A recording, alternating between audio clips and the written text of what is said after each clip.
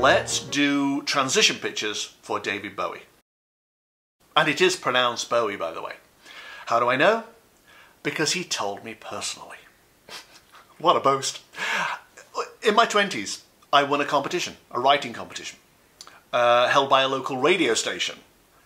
And the prize was to meet David Bowie and be the first person to hear his new album. This was in the 1970s, I think. I didn't really like his music very much, but I thought, oh, a writing competition, I'll enter that. So I wrote this poem, and I don't remember any of it except that one phrase, I called him a cardboard messiah. Which I was very proud of.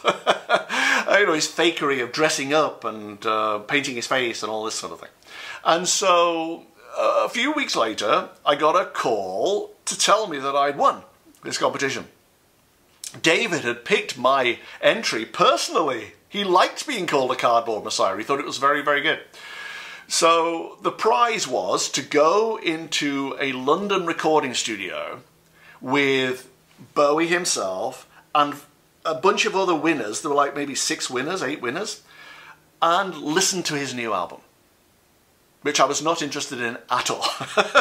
What was funny was that the other people who won were all David Bowie lookalikes. They all had like bright red spiky hair and fabulously flamboyant blue outfits, and they carried big signs with glitter on them. We love you, David. It was tragically embarrassing.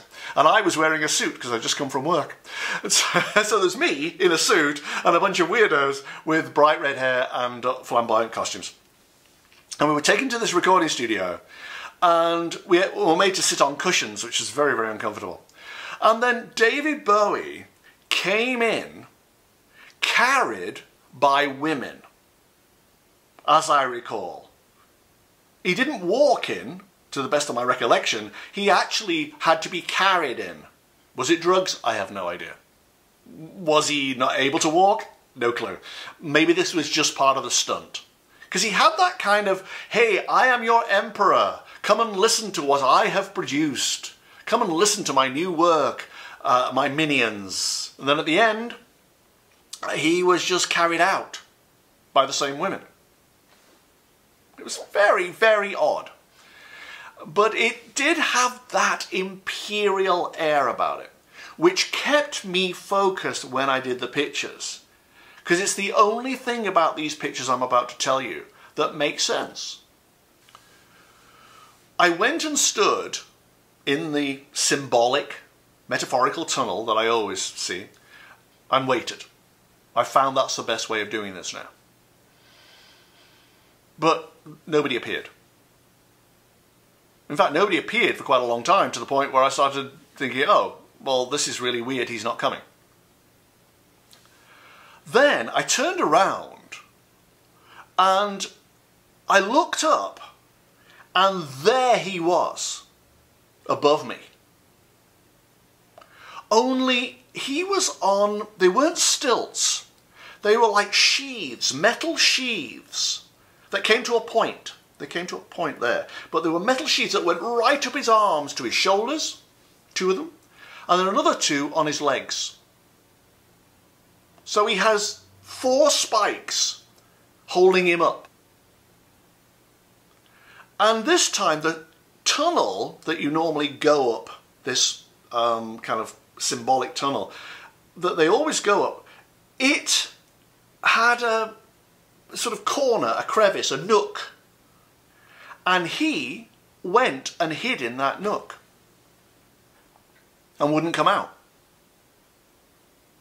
Now actually, he was quite a spiritual guy. He was a Buddhist. And his remains, after he was cremated, were scattered in Bali according to Buddhist rituals. And he did various God-related stunts, like saying the Lord's Prayer on television and stuff during his life. But he also, at other times, admitted he was an atheist, or said, I come very, very close to being an atheist. So it's very hard to know, other than the Buddhist thing, where he was coming from.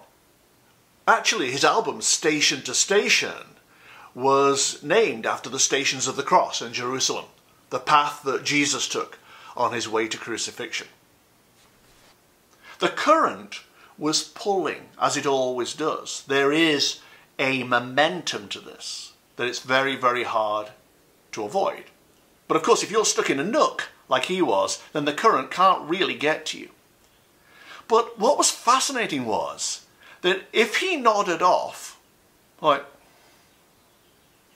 then the current started pulling his spiky legs and arms along the tunnel. And he would pull them in and be fully awake again. And then,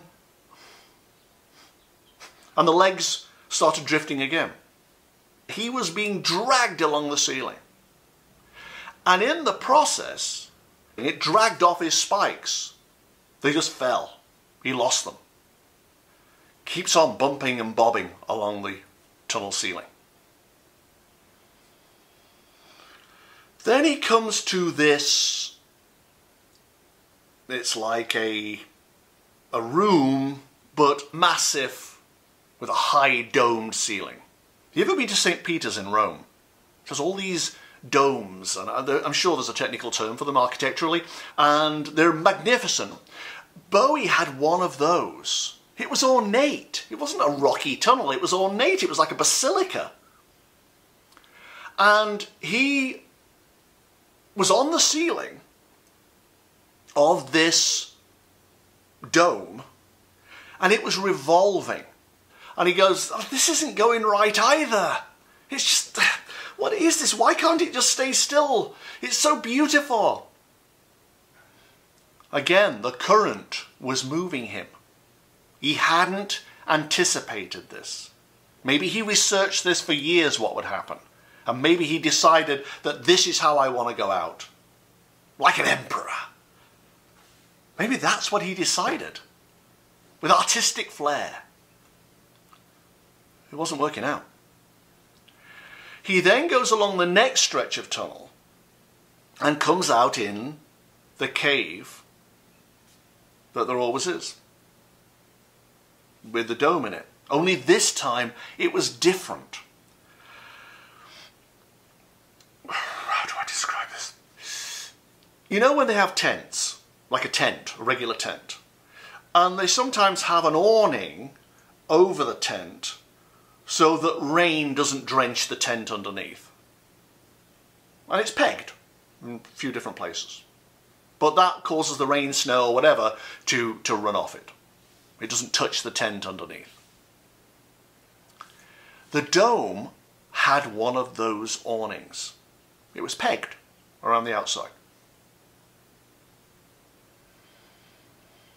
And it sort of darkened the whole place because it was a dark awning. And the light was underneath. It's very beautiful. But bizarre. And when he was in this place, he looked under the awning and said, this is my resting place. This is where I will end my days. And he draped himself under the awning, between the awning and the dome. He draped himself over the surface of the dome. Presumably expecting to sink into it. You know, I've said that before, it's a bit like a slice of banana sinking into custard. For him, he didn't sink. He just lay there and thought, this isn't working out either. Why can't I go through this? What's stopping me?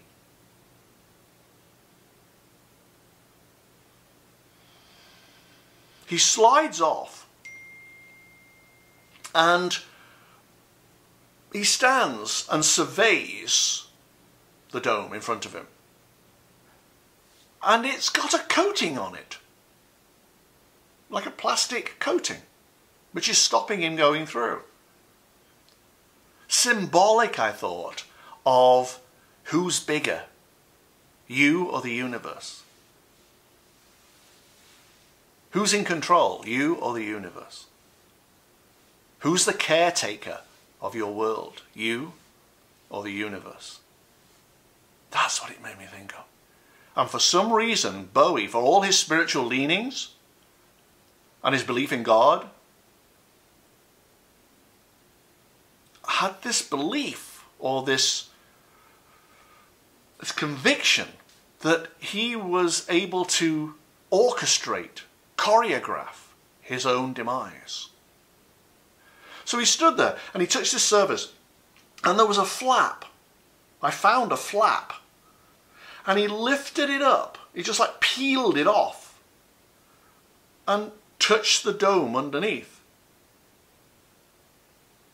Oh, there you go. That's it. That's the texture. As I've said before, it's like taking a ladle of cream and pouring it into a bowl full of cream. At this moment, you become one with all that is. And love, which is the essence of who we are, rejoins divine love, which is the essence of everything. But in order to do that, maybe we have to shed 4 things, 4 sheaths. Expectations, attachments, artifice, control, in order to be free of mortal encumbrances and transition. But if you have a plan, a scheme that you think will choreograph the forces of the universe to fit your bidding, that's not going to work as far as I can tell.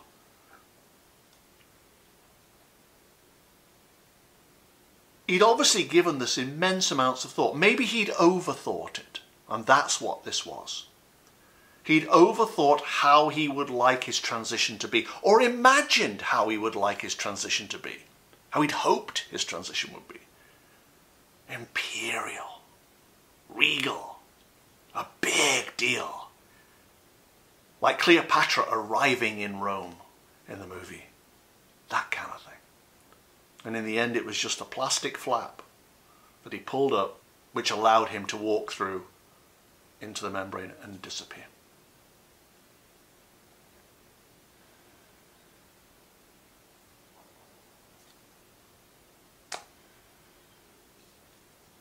I did it 4 times, and each time it was the same.